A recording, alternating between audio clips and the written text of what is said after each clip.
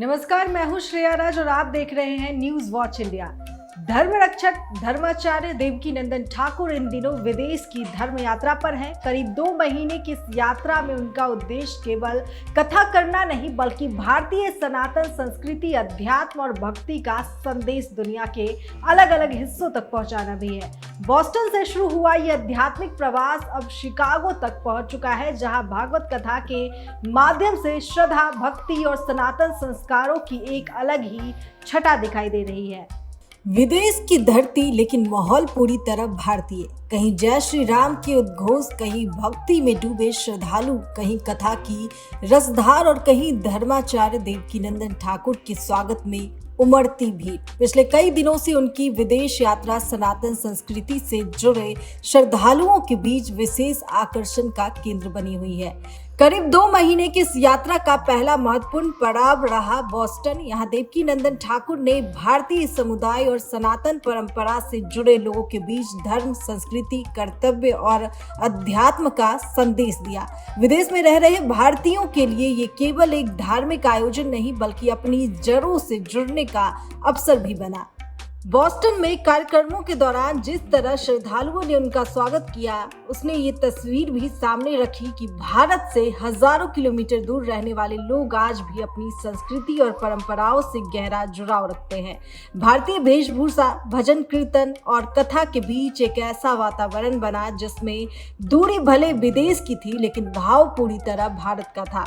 इसके बाद देवकीनंदन ठाकुर की यात्रा पहुंची शिकागो। यहाँ श्रीमद् भागवत कथा के मंच से उन्होंने भक्ति, संस्कार, परिवार, धर्म और सनातन जीवन मूल्यों पर अपने विचार रखे। कथा में बड़ी संख्या में श्रद्धालु शामिल हुए और कई दिनों तक भक्ति का वातावरण बना रहा।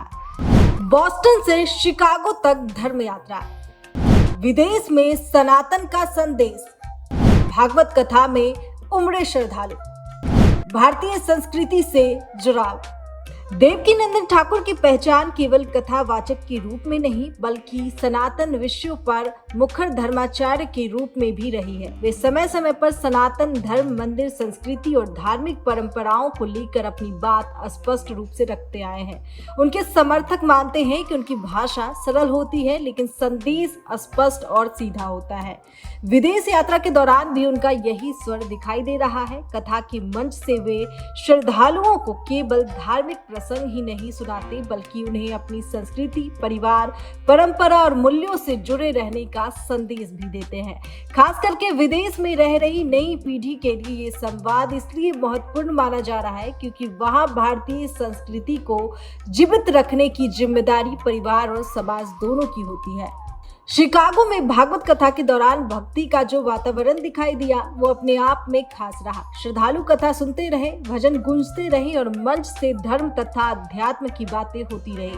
यहाँ किसी टकराव की भाषा नहीं बल्कि आस्था, संवाद और संस्कार पर जोर दिखाई दिया। यही इस यात्रा की सबसे बड़ी तस्वीर भी है। विदेश की आधुनिक जीवन शैली के बीच भारतीय अध्यात्म अपनी जगह बना रहा है।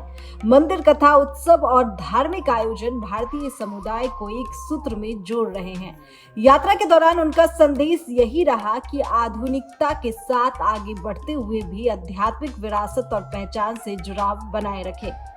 देवकीनंदन ठाकुर की ये यात्रा केवल एक शहर से दूसरे शहर तक धार्मिक कार्यक्रम नहीं है, ये उस सांस्कृतिक निरंतरता की कहानी भी है जो सीमाओं के पार जाकर भी बनी रहती है। बोस्टन में सनातन संदेश और शिकागो में भागवत कथा, दोनों कार्यक्रमों ने यही दिखाया श्रद्धा की कोई भौगोलिक सीमा नहीं होती।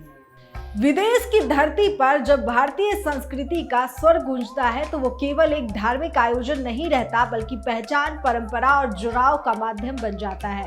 देवकीनंदन ठाकुर की विदेश धर्म यात्रा भी इसी भाव को आगे बढ़ाती दिखाई दे रही है, जहां कथा है, भक्ति है, संस्कार है और सबसे बढ़कर अपनी जड़ों से जुड़े रहने का संदेश है।